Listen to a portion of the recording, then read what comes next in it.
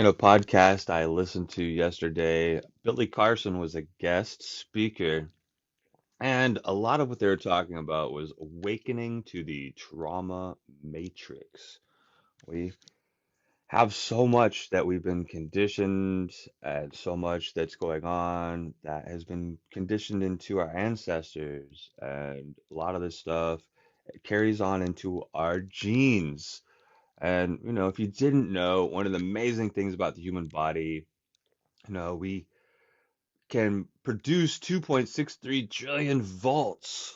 Man, epilepsy is powerful. Your body is powerful. Your brain is powerful. And we have to learn how to control it and be the best versions of ourselves. This is Alma Wayne Myers, and you're listening to Epilepsy Hell to Epilepsy Well. Why not do something about it? And today we're going to continue reading The Places That Scare You, a guide to fearlessness in difficult times by Pema Chodron. And we're working on, I believe it's chapter 6 and chapter 7. Chapter 6 was kind of short, so I wanted to give you a little extra. And, it all flows along with each other. So, real quick before we get started, one of my favorite phrases is pain is guaranteed, suffering is optional. I'd like you to think about that, about how we have a choice to suffer. I can be in pain, things hurt, but we don't have to take it too hard. So maybe listening to the next couple chapters in this book will help you understand how to start taking the right things to heart, how to soften the heart. So sit back, grab a nice drink, whatever, get yourself comfortable, and let's get ready to begin. Chapter 6: Four Limiting Qualities. May all sentient beings enjoy happiness and the root of happiness. May we be free from suffering and the root of suffering. May we not be separated from the great happiness devoid of suffering. May we dwell in the great equanimity free from passion, aggression, and prejudice. The Four Limitless Ones chant. It's up to us. We can spend our lives cultivating our resentments and cravings, or we can explore the path of the warrior, nurturing open mindedness and courage. Most of us keep strengthening our negative habits and therefore sow the seeds of our own suffering. The bodhicitta practices, however, are ways for us to sow the seeds of well being. Particularly powerful are the aspirations practices of the four limitless qualities: loving kindness, compassion, joy, and equanimity. In these practices, we start close to home. We express the wish that we and our loved ones enjoy happiness and be free of suffering. Then we gradually extend that aspiration to a widening circle of relationships. We start just where we are, where the aspirations feel genuine. We begin to acknowledge where we already feel love, compassion, joy, and equanimity. We locate our current experience of these four boundless qualities, however limited they may be, in our love of music, in our empathy with children, in the joy we feel on hearing good news, or in the equanimity we experience when we are with good friends. Even though we may think that what we already experience is too meager, nevertheless, we start with that and nurture it. It doesn't have to be grand. Cultivating these four qualities gives us insight into our current experience. It gives us understanding of the state of our mind and heart right now. We get to know the experience of love and compassion, of joy and equanimity, and also of their opposites. We learn how to feel when one of the four qualities is struck, how it feels when it is flowing freely. We never pretend that we feel anything we don't. Practice depends on embracing our whole experience by becoming intimate with how we close down and how we open up. We awaken our unlimited potential. Even though we start this practice with the aspiration for ourselves, our loved ones to be free of suffering, it may feel as if we're just mouthing words. Even this compassionate wish for those nearest to us may feel phony, but as long as we're not deceiving ourselves, this pretending has the power to uncover bodhicitta. Even though we know exactly what we feel, we make the aspirations in order to move beyond what now seems possible.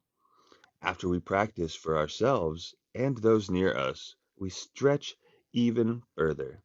We send goodwill toward the neutral people in our lives and also to the people we don't like. It might feel like stretching into make believe to say, may this person who is driving me crazy enjoy happiness and be free from suffering. Probably what genuinely feel is anger. This practice is like a workout that stretches the heart beyond its current capabilities. We can expect to encounter resistance. We discover that we have our limits. We can stay open to some people, but we remain closed to others. We see both our clarity and our confusion. We are learning firsthand what everyone who has ever set out on this path has learned. We are all a paradoxical bundle of rich potential that consists of both neurosis and wisdom. Aspiration practice is different from making affirmations. Affirmations are like telling yourself that you are compassionate and brave in order to hide the fact that you secretly feel like a loser. In practicing the four limitless qualities, we aren't trying to convince ourselves of anything, nor are we trying to hide our true feelings. We are expressing our willingness to open our hearts and move closer to our fears. Aspiration practice helps us to do this in increasingly difficult relationships. If we acknowledge the love, compassion, joy, and equanimity that we feel now and nurture it through these practices, the expansion of those qualities will happen by itself. Awakening the four qualities provides the necessary warmth for an unlimited strength to emerge. They have the power to loosen up useless habits and to melt the ice hardness of our fixations and defenses. We are not forcing ourselves to be good. When we see how cold or aggressive we can be, we aren't asking ourselves to repent. Rather, these aspiration practices develop our ability to remain steadfast with our experience, whatever it may be. In this way, we come to know the difference between a closed and an open mind, gradually developing the self awareness and kindness we need to benefit others. These practices unblock our love and compassion, joy and equanimity, tapping into our boundless potential to expand. Chapter 7. Loving Kindness. Peace between countries must rest on the solid foundation of love between individuals. Mahatma Gandhi.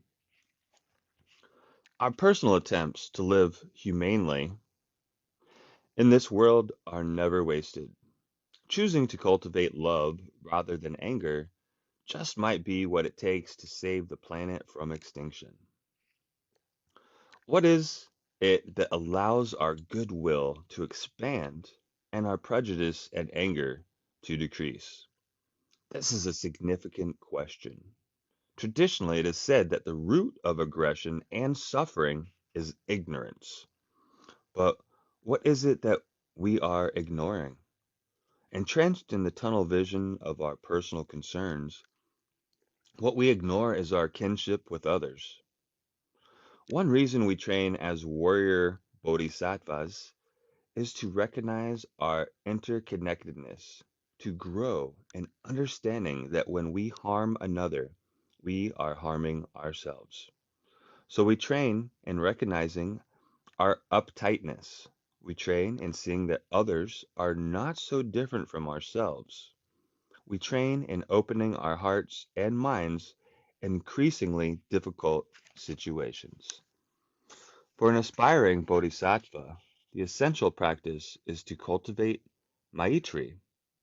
In the Shambhala teachings, this is called placing our fearful minds in the cradle of loving kindness.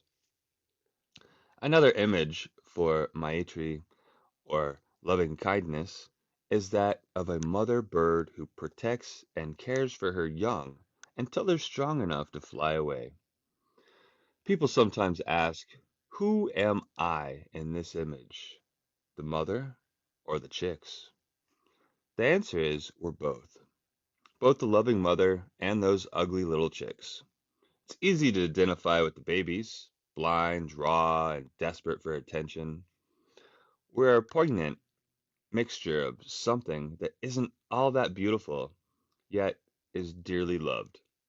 Whether this is our attitude towards ourselves or toward others is the key to learning how to love.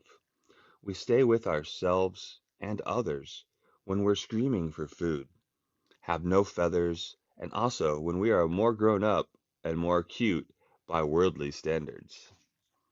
In cultivating loving kindness, we train first to be honest, loving, and compassionate towards ourselves.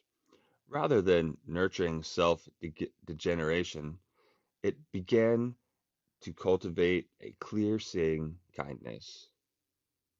Sometimes we feel good and strong. Sometimes we feel inadequate and weak. But like mother love, Maitri is unconditional. No matter how we feel, we can aspire to be happy. We can learn to act and think in ways that sow seeds of our future well being, gradually becoming more aware of what causes happiness as well as what causes distress. Without loving kindness for ourselves, it is difficult, if not impossible, to genuinely feel it for others. To move from aggression to unconditional loving kindness can seem like a daunting task, but we start with what's familiar. The instruction for cultivating limitless Maitri is to first find the tenderness that we already have. We touch in with our gratitude or appreciation, our current ability to feel goodwill. In a very non theoretical way, we contact the soft spot of bodhicitta. Whether we find it in the tenderness of feeling love or the vulnerability of feeling lonely is immaterial. If we look for that soft, unguarded place, we can always find it. For instance, even in the rock hardness of rage, if we look below the surface of the aggression, we generally find fear. There's something beneath the solidity of anger that feels very raw and sore. Underneath the defensiveness is the broken-hearted, unshielded quality of bodhicitta. Rather than feel this tenderness, however, we tend to close down and protect against the discomfort. That we close down is not a problem. In fact, to become aware of what we do so is an important part of the training. The first step is cultivating loving kindness is to see when we are erecting barriers between ourselves and others. This compassionate recognition is essential. Unless we understand in a non judgmental way that we are hardening our hearts, there is no possibility of dissolving that armor. Without dissolving the armor, the loving kindness of bodhicitta is always held back. We are always obstructing our innate capability to love without an agenda. So we train in awakening the loving kindness bodhicitta, in all kinds of relationships, both open hearted and blocked. All these relationships become aids in uncovering our ability to feel and express love. The formal practice of loving kindness, or Maitri, has 7 stages.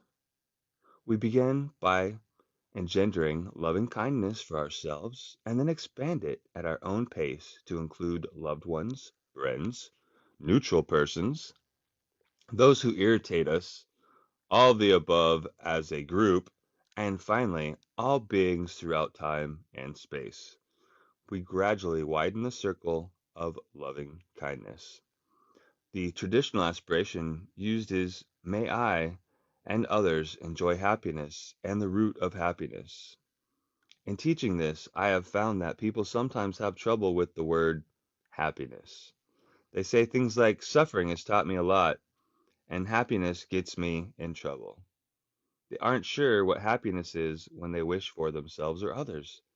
This may be because our conventional notion of happiness is far too limited. To get to the heart of loving kindness practice, we may have to put the aspiration for happiness into our own words. One man told me of his aspiration that he and others realize their fullest potential.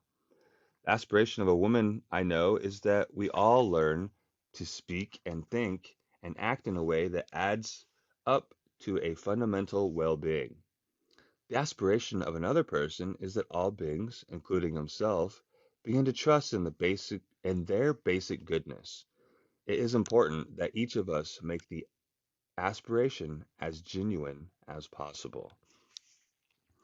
To work with this practice, it is useful to consider ahead of time people or animals for whom we already feel good heart. This might be a feeling of gratitude or appreciation, or feeling of tenderness. Any feeling of genuine heart will do. If it's helpful, we can even start a list of those who easily inspire these feelings. Traditionally, we begin the practice with ourselves, but sometimes people find that too hard. It's important to include ourselves, but whom we start with isn't critical.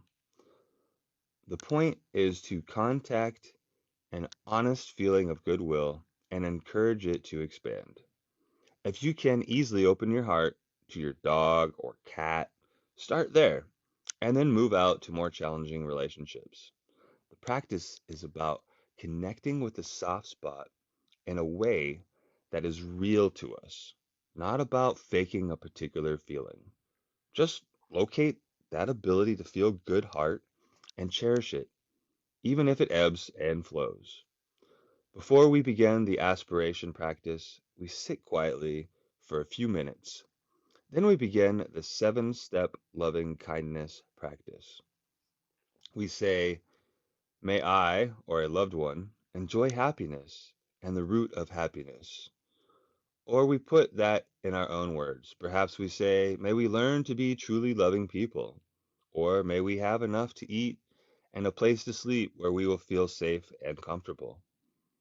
After making this aspiration for ourselves and for someone we easily love, we move on to a friend. This relationship should be slightly more complicated. For example, we care for her, but perhaps we also feel jealous. We say, may Jane enjoy happiness and the root of happiness. We send loving kindness her way. We can spend as much time as we want with each stage of the process, not criticizing ourselves for sometimes find it artificial or contrived. The 4th step is to cultivate loving kindness for a neutral person. This would be someone we encounter but don't really know. We don't feel one way or another towards this person. We say, may the shopkeeper, the bus driver, the woman who lives down the hall, the panhandler on the street enjoy happiness and the root of happiness. Then we watch ourselves without judgment to see if our heart opens or closes down. We practice awareness of when tenderness is blocked and when it is flowing freely. The Buddhist teachings tell us that over the course of many lifetimes, all beings have been our mothers. At one time, All these people have sacrificed their own comfort for our well being, and vice versa. Although these days, mother doesn't always have a positive connotation, the point to consider everyone we encounter as our beloved. By noticing and appreciating the people in the streets, at the grocery store, in the traffic jams, in airports, we can increase our capacity to love. We use these aspirations to weaken the barriers of indifference and liberate the good heart of loving kindness.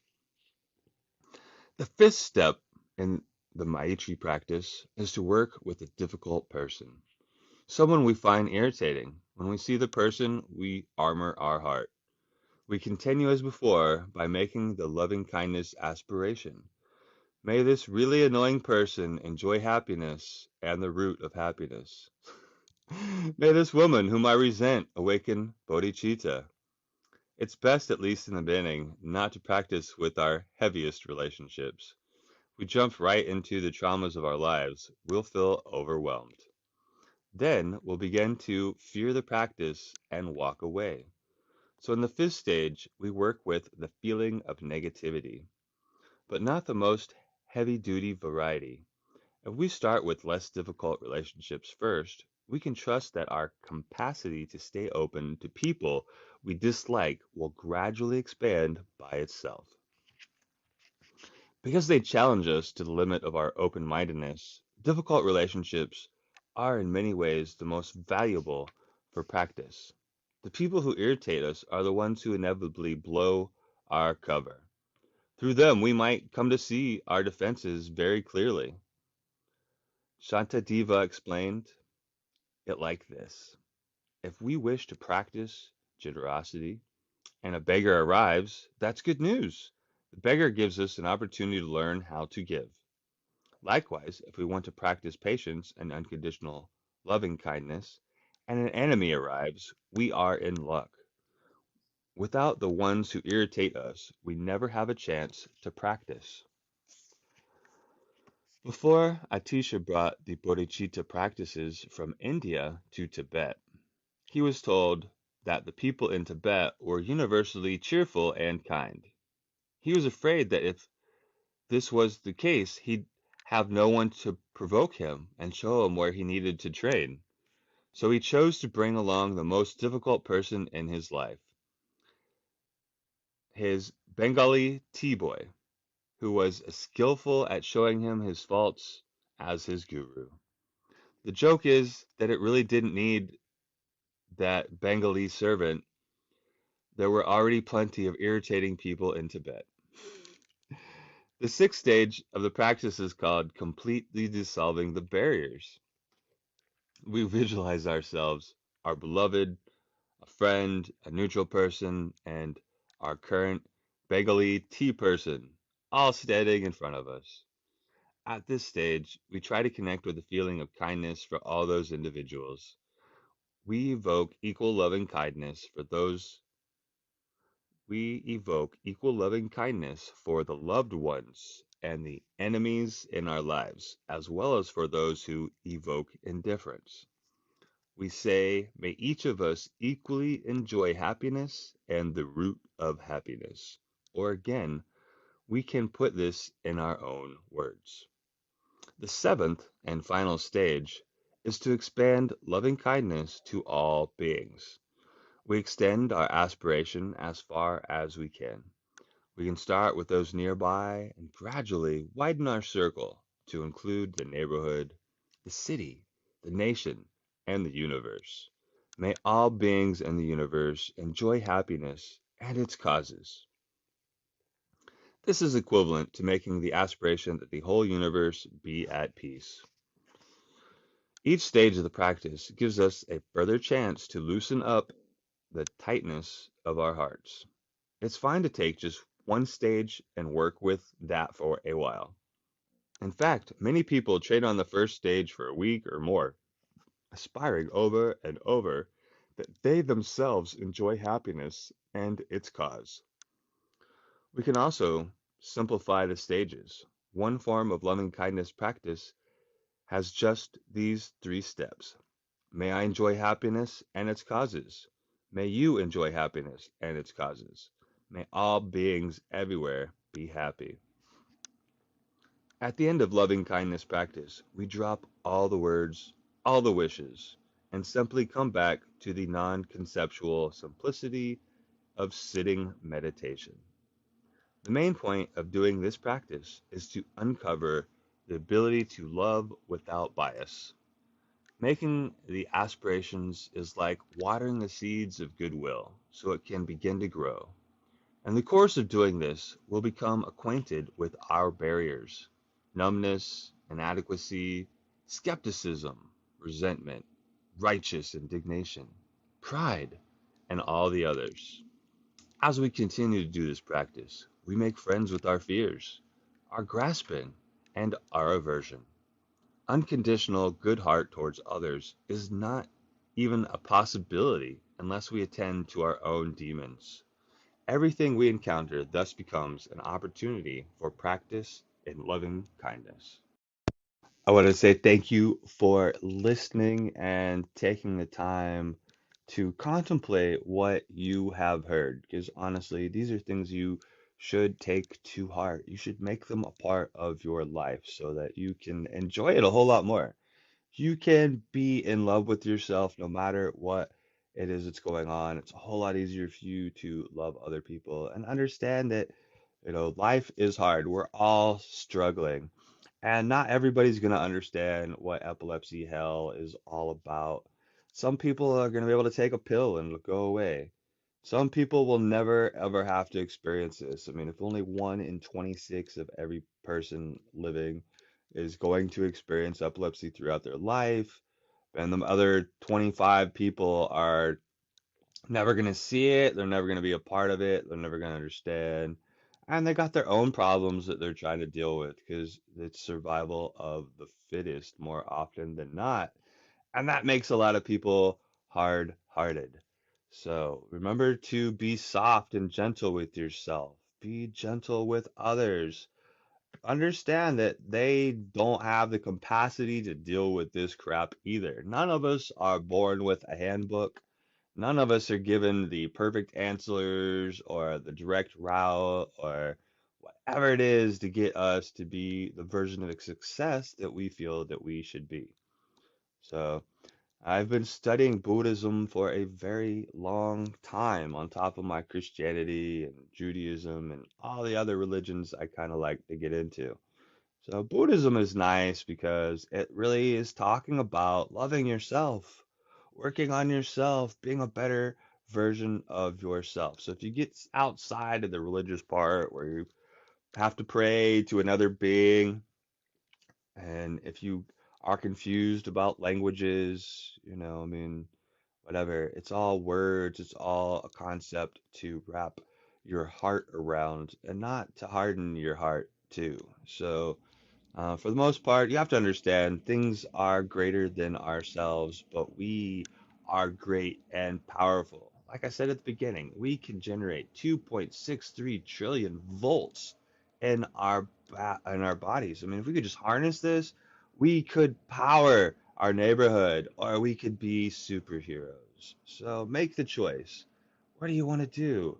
Do you want to be a superhero? Be the hero to yourself. Start helping your friends and your family and even your enemy find a way to stop suffering and to be happy. And then the world would be along a whole lot better. So don't forget your T-boy.